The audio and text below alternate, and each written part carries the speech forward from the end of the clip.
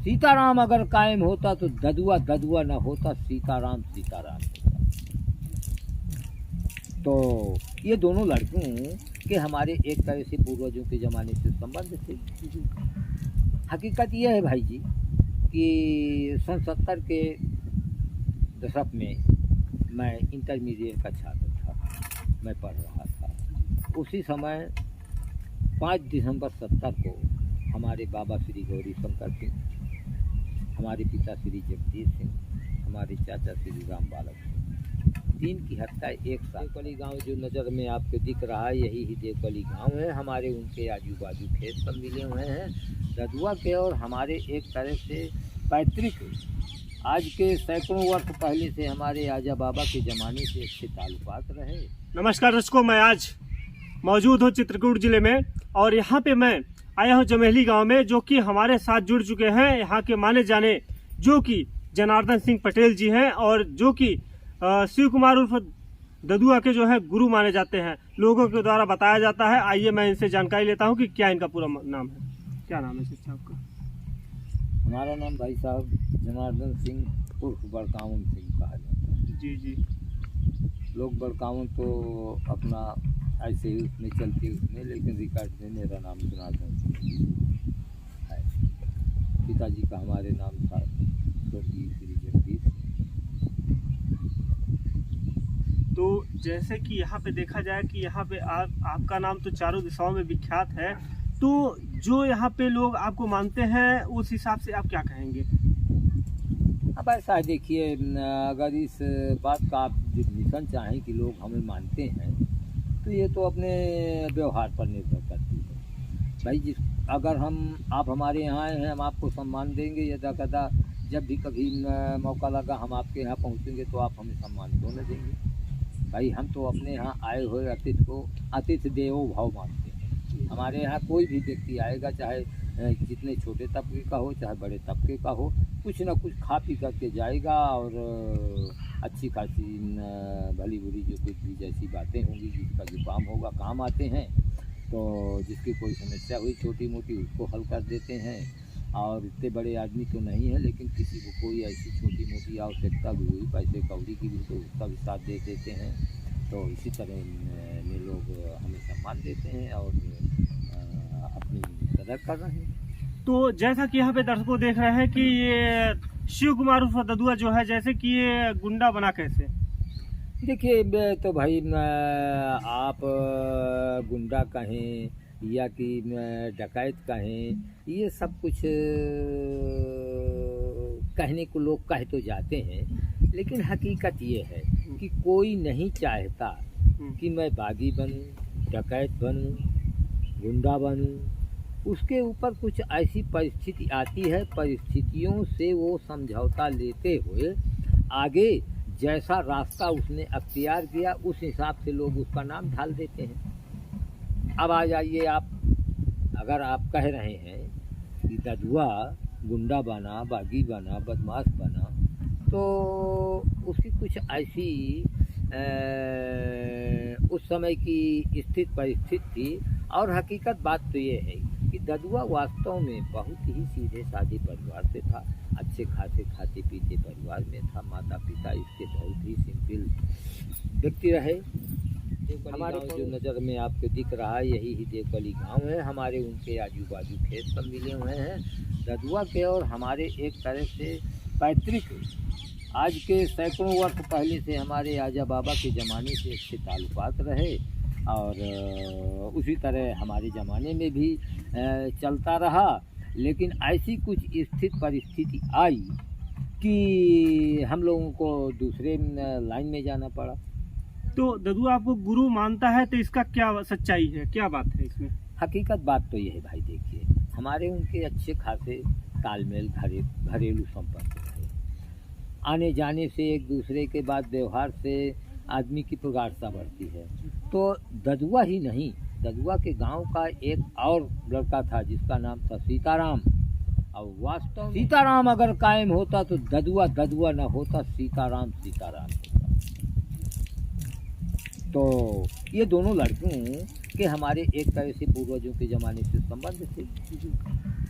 हकीकत ये है भाई जी कि सन 70 के दशक में मैं इंटरमीडिएट का छात्र था, मैं पढ़ रहा था। उसी समय 5 दिसंबर 70 को हमारे बाबा श्री गौरी शंकर सिंह, हमारे पिता श्री जगदीश सिंह, हमारे चाचा श्री राम बालक सिंह, 3 की हत्या एक साथ। अब कहिए कि क्यों की गई ये हत्या? तो ये कुछ जगह जमीन के विवाद को लेकर के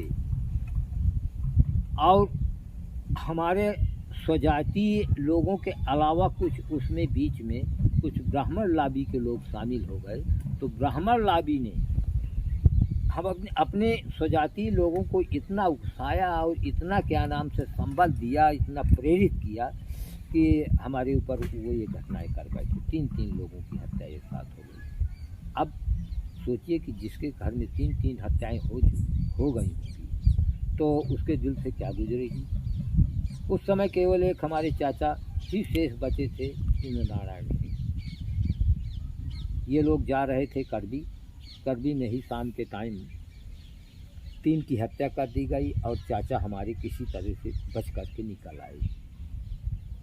क्योंकि उस समय मैं ही अगली पीढ़ी में लड़कों में बड़ा था और इंटरमीडिएट में पढ़ भी रहा था। 18-19 साल लगभग मेरी उम्र रही होगी। हो सकता है उस समय देर में पढ़ने जाया करते थे, तो कहो 20 साल लगभग भी हो गई रही हो। तो हम भी अपना पढ़ाई लिखाई छोड़ करके घर रहने लगे। जब घर रहने लगे तो इस दौरान सीताराम का और दचुआ का, सीताराम अपनी गाय भैंस लेकर के आ जाया करता था इसी बगीचे में और ददुआ अपनी भेड़ें लेके आ जाया करता था। आप लोग हंसेंगे कि ददुआ ने भेड़ पाल रखी थी, तो ददुआ का शौक था भेड़ पालने का। वो कुश्ती लड़ने का स्वयं तो इतना शौक नहीं रखा, लेकिन भेड़ों की कुश्ती देखने का बड़ा शौकीन था। उसने देखा रहा वो कहीं भेड़ों की लड़ाई की, एक दूसरे का भेड़ इतना ताकत दे करके और एक दूसरे से जोश के साथ लड़ते हैं कि मत्था तक फट जाता है भेड़ों का। तो उसको बड़ा शौक था भेड़ पालने का। 2 मेढ़ा वो स्वयं अपने पाल रखा था, तो उनको लड़ाया करता था, देखा करता था, तो और ठहाके मार के हंसा करता था।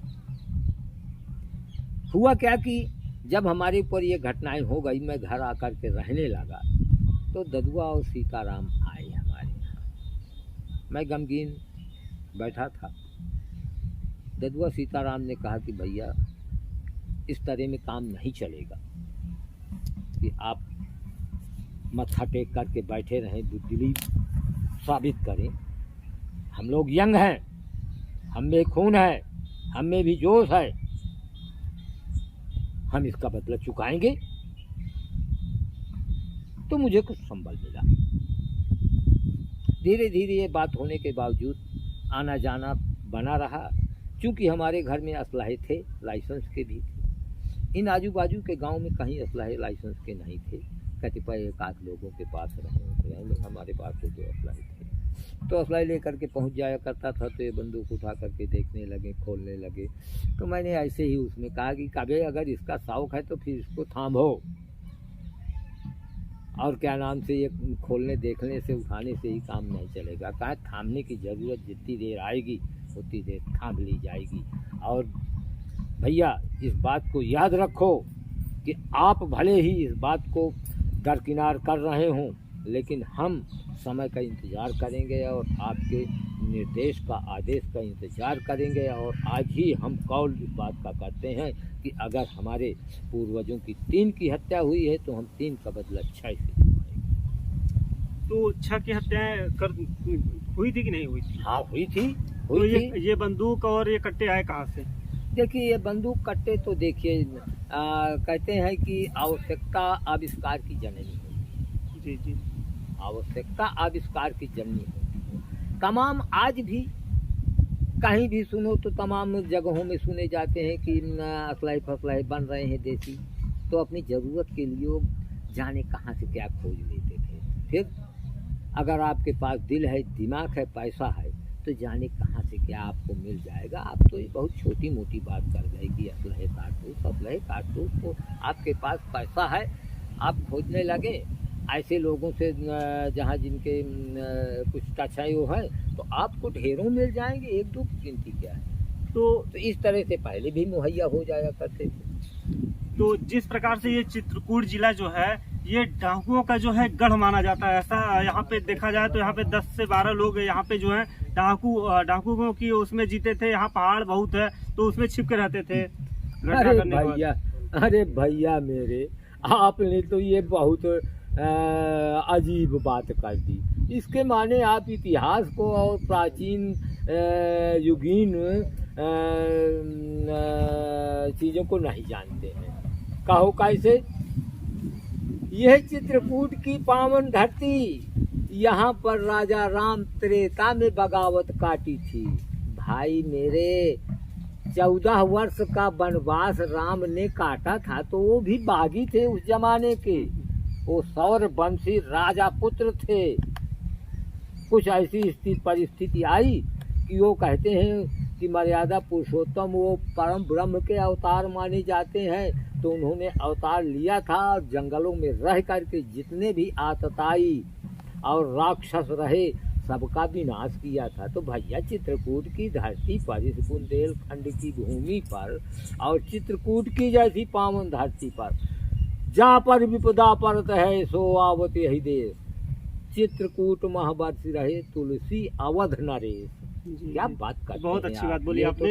ये तो त्रेता की बात बोल दी है आपने। लेकिन वही सिस्टम जहाँ मानवता की एक लकीर खींची हुई चली आ रही है, वहाँ से एक सिस्टम चला आ रहा है कि वही जंगल है, वही धरती है, तो वैसी स्थित परिस्थिति और कोई भी और ऐसी घटना दुर्घटना का कोई मानव शिकार बनेगा तो भैया चित्रकूट की पावन धरती की शरण लेगा और वहाँ वो अपना समय गुजारते हुए अपने मकसद को पूरा करेगा और लास्ट में उसके साथ क्या होता है, उसी का खात्मा होता है या कि कायम रहता है। तो भाई हमने तो चित्रकूट की पावन धरती पर अपना समय तो काटा था, अपना मकसद पूरा किया था, बशर्ते हमने कोई ऐसा अन्याय, दुष्कर्म, अत्याचार और नृशंस हत्या ये नहीं की थी।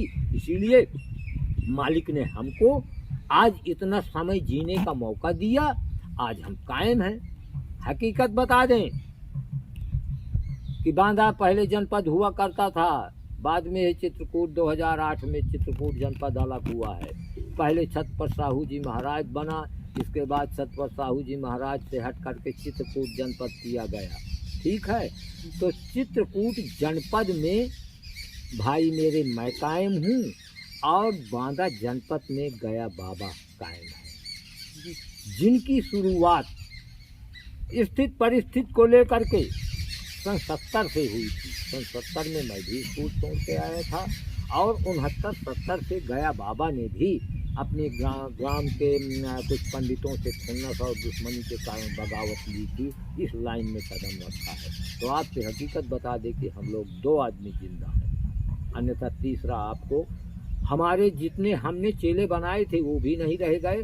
एक चेला हमारा आज अभी कायम है, वो है राधे उर्फ सूबेदार, जो कि इस समय चित्रकूट जनपद की रगौली जेल में बंद है। उसके भी सारे केस फाइनल हो चुके हैं। बहुत ही अल्प समय में 4-6 महीने के अंतराल में वो बाहर आ जाएगा।